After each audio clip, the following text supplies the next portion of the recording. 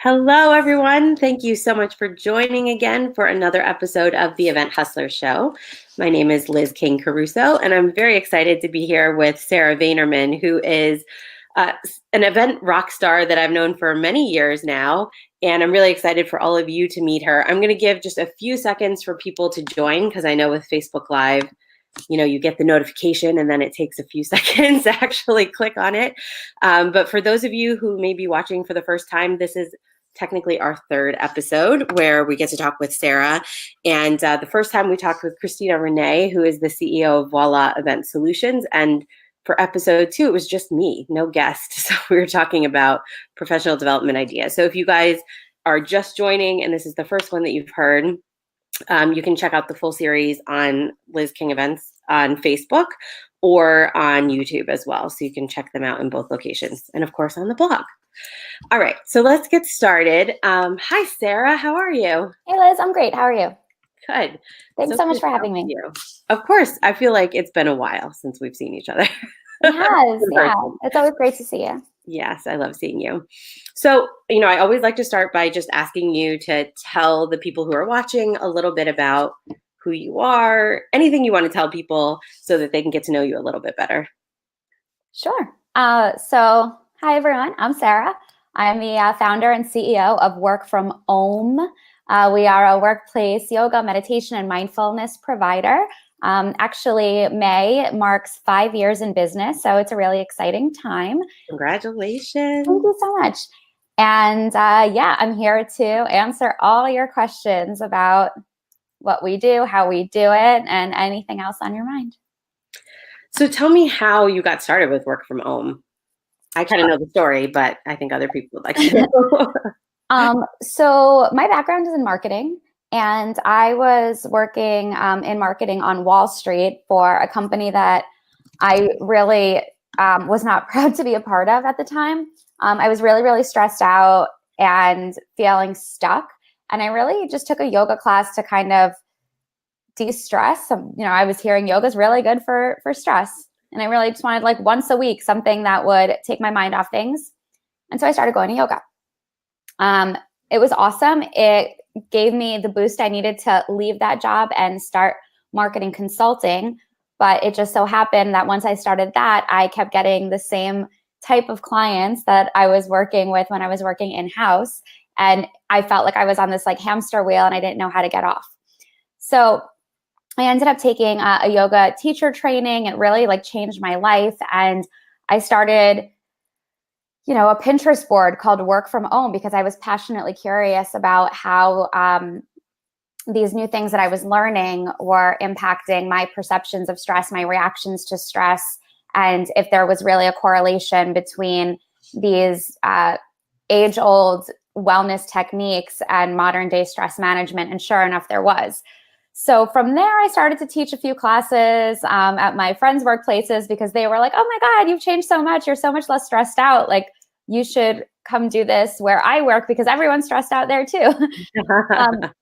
And it kind of grew from there really organically. It started just as like a few of us doing yoga classes. And then before we knew it, there was a lot of demand for that, but also on-site meditation, for workshops, for mindfulness trainings.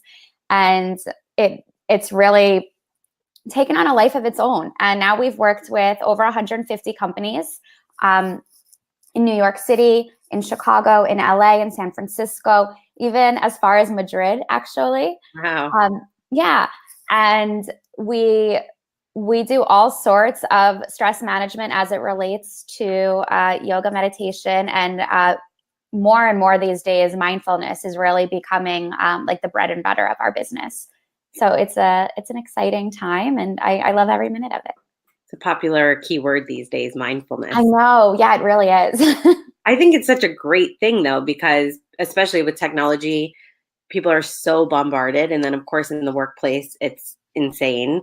And everyone is expected to just keep up. You just do whatever it takes. And busy has definitely been glorified. But I have definitely been seeing this shift towards mindfulness and that idea of like busy is not always the best.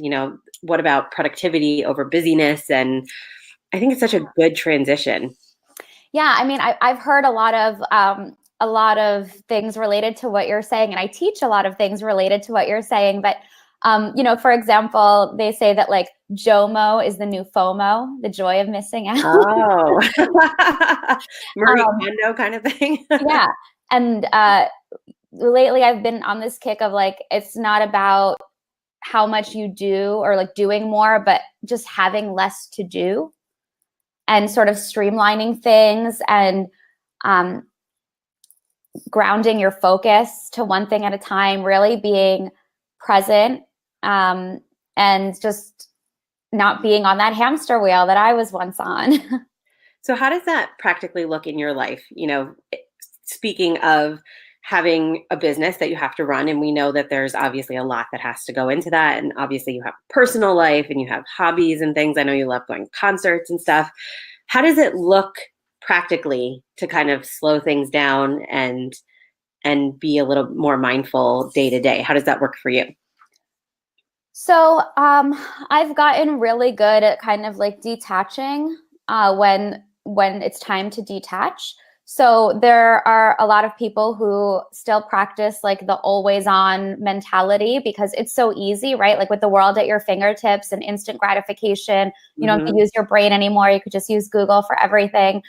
We've gotten really used to just having easy access to our email, to our text messages, to all of our notifications. And I find that is a huge problem because it kind of forces us to, or it allows us not to be super deep in anything because there's always a distraction. There's always like something else to do. So actually, these are some things I teach in the Mindfulness in an Age of Distraction workshop. We have a digital diet. So things like turning off your non-vital notifications, designating phone-free zones and phone-free situations, whether like in your home or just in your life. Like maybe when you're going out to dinner with your significant other, it's a phone-free zone. Or maybe going to the gym, for example. Not waking up to the alarm on your phone, but believe it or not, they still sell digital or analog alarm clocks separate Really? from the one on your phone. Yeah. So, doing that and being able to let your feet hit the ground, have a cup of coffee, take a shower, decide how you want to start the day. Because so many of us these days, pick up the phone because the alarm's going off. And then before we know it, we're subject to the demands on our attention from the outside world, like the text message that came in after you fell asleep, the Facebook notifications that you really don't care about, the news alerts that you wish you didn't have to see first thing in the morning. And it just like seeps into your brain and into your psyche, and you're on the wheel now.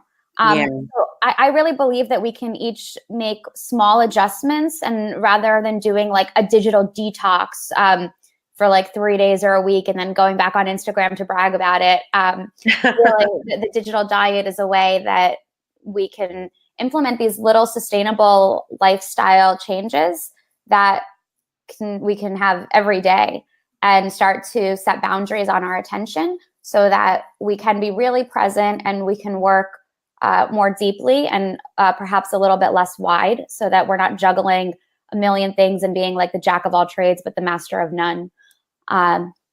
So those are the kind of things that I try to practice, and definitely that I teach. Yeah, that mindfulness and intentionality is so important. I have definitely learned, and not that I do it consistently, but definitely learned the power of starting your day with intention instead of, like you said, just rolling over and grabbing your phone. And I could spend 45 minutes. Like I've been awake, but I really haven't gotten anything. Yeah. And I mean, everyone does it. It's nothing to be like embarrassed or ashamed of. It's literally like our devices are designed to do that. So rather than, disavowing them entirely, we're human beings. We can make them work for us instead of against us. And I think that's something that everybody can incorporate in little ways starting right now. Yeah, absolutely. We should turn the Facebook Live off. Well, no, there is a time and a place for all of it. Definitely. And, there's such benefits. You can't say that technology, and I know you're not saying that technology has had a horrible negative impact. We let it do what we want, what we allow it. It gives us a lot of access, and then we can choose how we want to use it. And I'm heartened by the fact that it seems like things are like society is kind of saying like, this is a little too much and starting to be more intentional. And I think that's the only way that it will be less of a distraction in our lives, because like you said, it's our choice how much time we spend doing these things and when we choose to be connected and when we choose to be disconnected. So I think it's a good shift. I mean, Facebook's like an awesome tool, right? It lets us connect with so many people that we might not otherwise have access to, and so many ideas. And I love being here talking to you right now and you know, talking to our communities. Like, that's awesome. But I also don't need to be mindlessly scrolling and like drooling at 1 a.m. trying to fall asleep with my phone 3 inches away from me. Like, there's a time and a place for it. Yeah, absolutely. So tell me more about your career. Like when you were talking about the beginning of work from home, you were talking about how things were coming very organically to you. You got the opportunity to do a few new things, and then you tried that, then you tried the next thing. And I have definitely found that when people are working in line with like their core, who they really are, a lot of, opportunities are attracted to you. At what point did you feel like, wow, this is like a legit business and I can really make this something that I want it to be? And what did that process look like for you? So I think I'm just like recently over the last year or so, getting past that imposter syndrome.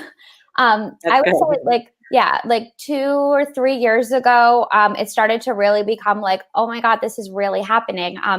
The first like few big contracts with like some of the biggest advertising agencies in the world, some of the biggest publishing companies, things like that. Like when that happened, I was like, wait, is this real?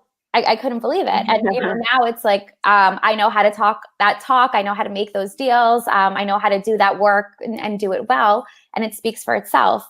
But it wasn't always like that. Like there was a time, I would say 3 years ago, where once your business starts to really grow and you realize that you have to really step up and be there for it, it's like a really scary place. Like when your side hustle becomes your full-time job.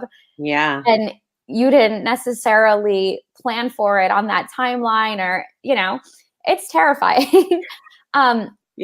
So we started teaching a lot of workshops because there was demand for it, and we really perfected them and streamlined them and trained other teachers to teach them. And so we have those, and now it's like the next step. So whereas before we were just teaching yoga classes and then just yoga and meditation and then just yoga, meditation, and these foundational mindfulness workshops, now I have just launched mindful leadership workshops that are doing really well. Another workshop that I'm super excited about called Authentic Excellence. And it's about really garnering, to your point about when people are doing something that aligns with their core values, it's probably one of the quickest way to find success because it doesn't feel like work. Yeah.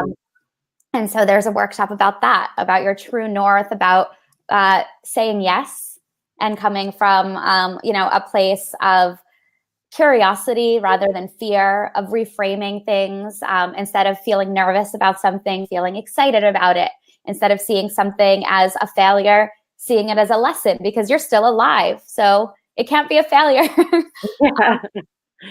Things like that. So I'm super excited about that workshop. And now we're doing, actually, we haven't really marketed this yet, but we will be launching a nationwide teacher training really soon to empower yoga and meditation teachers to take our methods into their own communities and to be able to take our model and teach it in any place that they are. Oh, so nice. that's really exciting. I kind of learned that I'd rather empower people and really focus on the content and the method rather than on all of the intricacies of the business. Because one thing that happened to us in the last year or so was our demand and our bookings got so bloated that we became like a people and scheduling management company where we were just sending all of our teachers to all these different businesses all the time. And when you have like 10 teachers in 3 different time zones teaching 4 different types of classes in one day, like you really have to focus on the quality of that. And that became kind of difficult for me because I really would rather focus on the content and on the community building and on the impact. So that's where this training program comes in. I'm just so excited about that. That's really exciting. And I think, when people look at their business and they're like, it's doing really well, and now there are opportunities to scale, I think that people tend to do two things. They either force themselves to do things that are really uncomfortable and then end up kind of stretching themselves beyond their means. And then things kind of go out of control really fast. Like you said, the quality goes down, or, but it's because we think, oh, well, surely the way to scale is to do this, just go global and start making millions of things. Or you can take a second and say, where, again, kind of that heart-led perspective, what do I really love to do? And where can I invest my time and resources? And that's a process. I mean, how did you figure out which way to go? I mean, it seems like you're just kind of, to work from the heart and to do things that you're really passionate about. And I'm sure that helps you in this process. But I think that's a critical moment for a lot of business owners. Yeah, I mean, it wasn't like a big aha moment, that's for sure. I wish I could say that it was. It was more like several months of being like, what am I doing? How did I get myself into this mess? Like, how did I become a booking company? Yeah. Right. I mean, we trained all of our teachers already. Like in New York, we have like 24 trained teachers. Okay. But we would do all the bookings. The clients would come to us and we would secure the teacher and send them out, send the reminder, send the confirmation, the invoicing, the billing. And it's like so many moving parts. And I just started to feel like that was my entire business, was about managing these moving parts. And, I think every business to an extent is managing a lot of moving parts, but that wasn't the way that I wanted to do it. And I really had to look deep inside myself and try to think about what my core values are, what I really want, what makes me happy, what motivates me, because that wasn't motivating me. And the bigger that I scaled that model, the less motivated I felt. So now I feel really motivated because I'm just so excited to bring this method into the hands of teachers all over the country and allow them to run with it. Yeah. And support them in it without having to, just be like, hey, you go to this client and you go to that client and how did that go? But here's how to be successful and do it on your own. Like, to me, that's awesome. And that's really what drives me. Yeah. I have this new philosophy that I've been basically talking about to whoever will listen to me, that the world is so driven by, I want to know productivity hacks. I want to know, how to do more in less time. And we were talking about this a little bit in the beginning, but my latest belief is that most people are unproductive because they don't have the vision and they aren't tapped into their core beliefs. They don't know where they want to go, and they're not exactly sure what skills they have and how they want to apply that. They've kind of done, I think most businesses start because it's like, oh, there's an opportunity. Let me try it. Oh, another opportunity. Let me try that thing. And, I think we all start that way. And then there's a point at which you say, okay, I can't just try everything. I'm not even sure what I'm doing. I don't even know if I like any of this, And until you can figure out, like, this is what I really love, then you find all this motivation to start doing the daily tasks. And it's not necessarily that people, like, we all have the same number of hours in the day.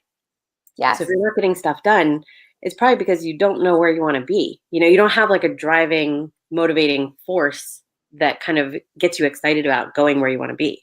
Yeah. And it's not easy. And I definitely caution, like, you can't always just follow your heart. I mean, you should mostly follow your heart. Yeah. Like, you have to try things, and things get hard and things get tedious, no matter what, even when you are following your heart. Yeah. I think it just really takes a lot of internal awareness and reflection.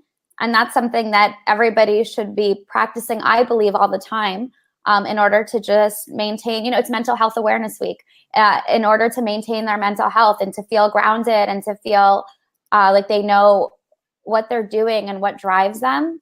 And if you don't feel that, then you have a problem. So, as long as you feel that it's okay to have to want to be productive, and it's okay to be bogged down sometimes with tedious things. We all have to put our head down and like get to work sometimes, and it sucks. But as long as you're doing it for the right reasons, it's okay. So I really believe in introspection and in examining yourself and your desires and your goals and having goals. And as long as you do that, we'll all be okay. I agree. Yeah, I mean, it's the bigger vision, we all have to do things we don't want to do. I was just talking to the Ignite participants last night about, social media and producing content. And I was like, honestly, the first 200 blog posts you write, no one's going to read them. And it feels like, why am I doing this? Like, you could be talking about topics that you're super passionate about, but it takes time and just like the forced effort to get enough of your voice out there that people are actually hearing it and that they actually care what you have to say, So the tedious part we don't get around, but the vision helps you see like, but